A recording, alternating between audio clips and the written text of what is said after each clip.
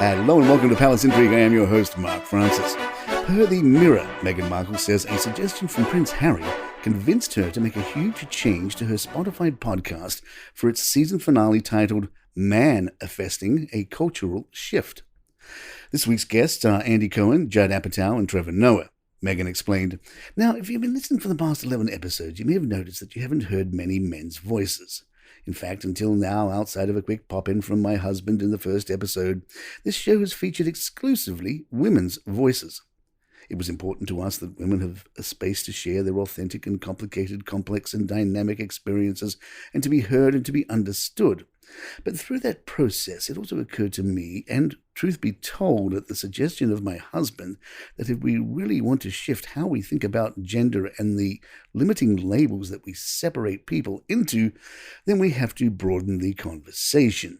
And we have to actively include men in that conversation, and certainly in that effort. So today we are doing just that. We're opening it all up, breaking out of the box."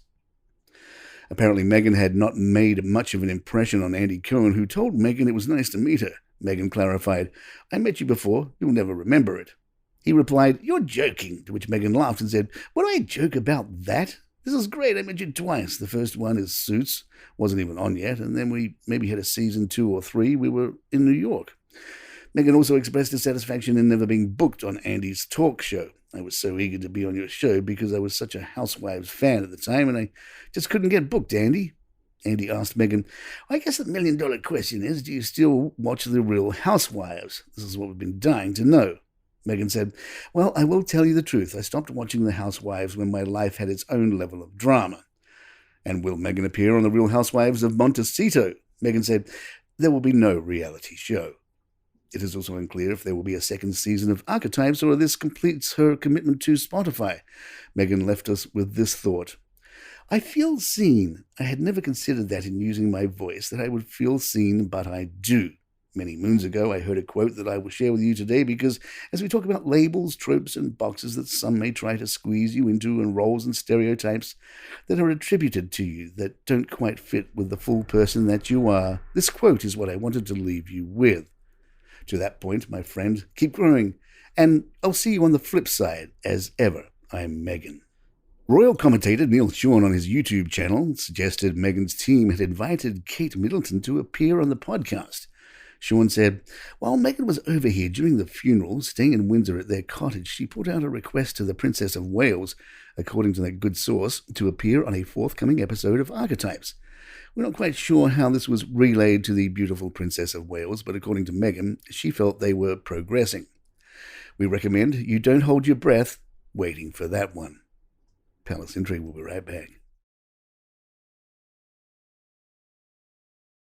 It was revealed that Meghan spent part of Thanksgiving week preparing turkeys for the homeless in Los Angeles. Meghan partnered with Downtown Women's Center ahead of the holiday to package lunches for the shelter's residents. This was conveniently captured in a photo and shared on the Archwell Instagram page, in which we see Meghan slicing pumpkin pie and putting the pieces in to-go containers while casually dressed in a sweatshirt and baseball cap. She also wore a face mask for COVID-19 prevention and an apron, worked alongside another volunteer to prep desserts for the meals. The Standard shared that Meghan has partnered with an accessories brand which is donating 500 handbags to women seeking employment in the UK. The classic structured totes by Kayana will go to clients being supported by the SmartWorks charity, of which Meghan is patron. Meghan said, "Over the years, I've had the privilege of witnessing the magic of SmartWorks, women's confidence and lives transformed. SmartWorks invests in women so they know they can thrive in any workplace, and Kayana is a company that is by women and for women, so this feels like the perfect fit." Similar to the Smart Set collection we created many years ago for SmartWorks, this collaboration will support women in the UK as they mobilize back into the workforce. I am proud to be bringing these two together to further our shared mission of uplifting and empowering women all around the globe. Next week, Harry and Meghan will receive an award at the Robert F. Kennedy Human Rights Foundation Ripple of Hope Gala in New York. Kerry Kennedy, Robert F. Kennedy's daughter and president of the foundation, praised Harry and Meghan, saying they went to the oldest institution in UK history and told them what they were doing wrong. They couldn't have structural racism within the institution. They could not maintain a misunderstanding about mental health. Few could have the courage to question their colleagues, family, and community about the power structure they maintained. And this is what Meghan Markle and Prince Harry have done. But Meghan and Harry may have to steal the American limelight back from William and Kate, who will be in the States this week, and bringing the entertainment with them. USA Today writes, "It may not be the rumble in the jungle, but America is about to host another juicy fight." The Telegraph reports that Prince William and Kate Middleton won't be distracted and are feeling bullish about their 3-day trip to North America this week, beginning Wednesday, ahead of Prince Harry and Meghan Markle's appearance at a ritzy New York awards ceremony to receive an award after they leave. The palace team are highly cognizant of Meghan and Harry, but equally they're not scared of their shadows on this one, a royal source told The Telegraph. William is the future king, Harry has taken his path, she's doing her podcast, they've got their issues, but the palace isn't going to run scared of that, so kudos to them. William and Kate were last in America in 2014 on a trip to New York. He reportedly wants the splashiness of coming stateside to maximize publicity for the Earthshot Prize, which will be held in Boston, where the Cambridges are basing their charm offensive.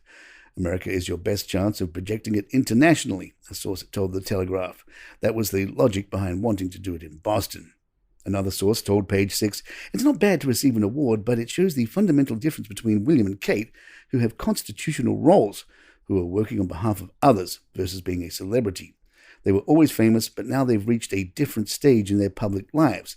They're different types of figures." At Friday's Earthshot Prize, Billie Eilish will be the headline entertainer. The ceremony will also feature Sir David Attenborough.